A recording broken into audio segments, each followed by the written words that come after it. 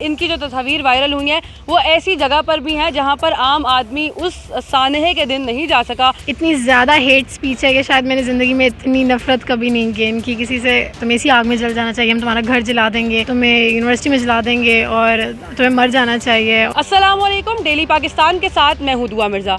मेरे साथ मौजूद हैं फ़ातिमा नासिर, जिनकी सोशल मीडिया पर तस्वीर परसों से बहुत ज़्यादा वायरल हैं। हफीज़ सेंटर में आतिश ज़दगी के वाक़े के बाद इनकी तस्वीर जो अपनी स्क्रीन पर देख सकते हैं, इन तस्वीर ने लोगों के जज्बात को बहुत मजरूह किया है। सोशल मीडिया पर लोगों ने इनको तनकीद का निशाना बनाया है और ये भी कहा जा रहा है कि इन्होंने ताजरों के जज्बात को और उन लोगों के जज्बात को मजरूह किया है जिनका बहुत ज़्यादा नुकसान हुआ। सब कुछ जलकर राख हो गया और उस दौरान ये वहाँ पर मौजूद थी। इन्होंने अपनी तस्वीर ऐसी बनवाई जो कि आप अपनी स्क्रीन पर देख भी सकते हैं। लोगों ने ये कहा है कि इन्होंने मॉडलिंग की, बाकायदा सब कुछ जलकर राख हो रहा था, लोग अपने सामने अपनी पूरी जिंदगी की जमा पूंजी जलते हुए देख रहे थे और आप वहाँ पर अपना शूट करवा रही थी। ऐसा बिल्कुल नहीं है, मैं वहाँ पे शूट नहीं करवा रही थी। वो जब तस्वीर मैंने खिंचवाई थी वो मौका ऐसा था जब सबके चेहरों पे एक पल के लिए खुशी आई हुई थी। रेस्क्यू 1122 का वाटर टैंकर क्रेन जो थी उसके अंदर पानी कम पड़ गया था, लोग स्ट्रेस में चले गए थे और मैं देख रही थी और उस टाइम उनके मुंह चेहरे पे क्या स्ट्रेस थी मुझे नज़र आ रही थी। उसी मोमेंट पे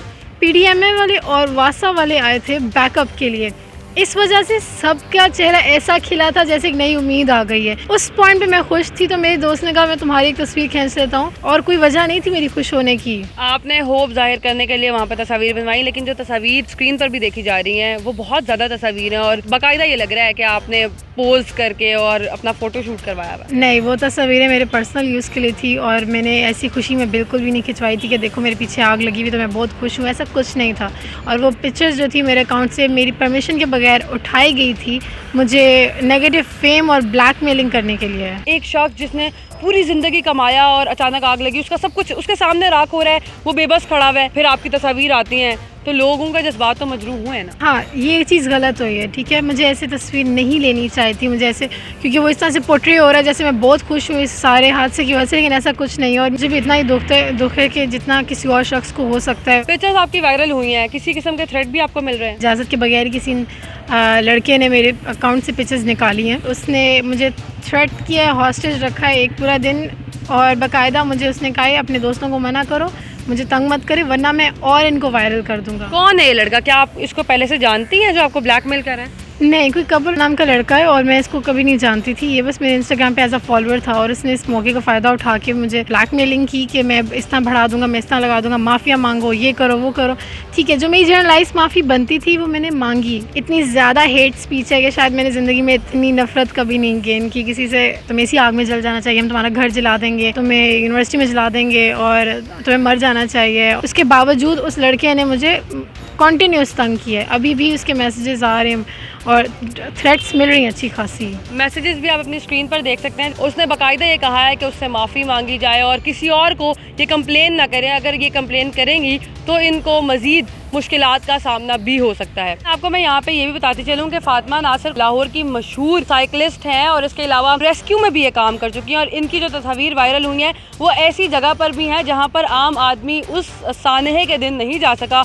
चूँकि इन्होंने कोर्स किए हैं फायर फाइटिंग के, इसलिए इनको वहाँ तक एक्सेस मिली। तो फ़ातिमा, आपको तो मज़ीद सोशल रिस्पॉन्सिबिलिटी का मुजाहिरा करना चाहिए था। बिल्कुल ऐसा ही है। उस वक़्त जो एफ़र्ट्स वहाँ पे 1122 कर रही थी, मेरी नीयत यही थी कि मैं उन सबको रिकॉर्ड करूँ और मैं बाद में इसको डॉक्यूमेंट्री बना के मैं उनको ही रिप्रेजेंट करूँ। अच्छा, ये बताइएगा कि आप हफीज़ सेंटर क्या सिर्फ वो सानिया रिकॉर्ड करने गई थी, आप किसी और वजह से गई थी? मैं फ़ोन ठीक करवाने गई थी हफीज़ सेंटर, जब मैंने देखा कि वहाँ पे आग लगी हुई थी। फिर उसके बाद मैं वापस घर गई, मैंने कैमरा लिया, मैंने कहा ये मोमेंट अच्छा है कि मैं इन सब के एफर्ट्स जो है रिकॉर्ड करूँ, बिकॉज मैंने जब खुद ये कोर्सेज किए थे तो मुझे नज़र आता है कितनी मेहनत लगती है। लेकिन जो पिक्चर्स वायरल हुई है उसमें रेस्क्यू एहलकारों की कोई तस्वीर नहीं है, सारी तस्वीर आपकी अपनी है। वो इसलिए क्योंकि वो सारा रॉ डाटा मेरे पास पड़ा हुआ है, मैंने अपलोड इसलिए नहीं किया कि वो कहीं मिसयूज़ ना हो जाए, दूसरे लोग ये ना कहें हमने तस्वीरें खींची हैं। वो HD में ली गई थी और मैं उनको बाकायदा एक डॉक्यूमेंट्री में पाइल अप करके लगाना चाह रही थी। तो जो चीज़ आपने इस तरह से करनी होती है वो आप पहले पोर्ट्रे नहीं करते हैं। आखिरी कोई बात जो आप कहना चाहें? यकीनन मेरी गलती थी और मैंने जो किया वो गलत किया, मुझे इस चीज़ का एहसास है और मुझे ऐसी शर्मिंदगी है कि मैंने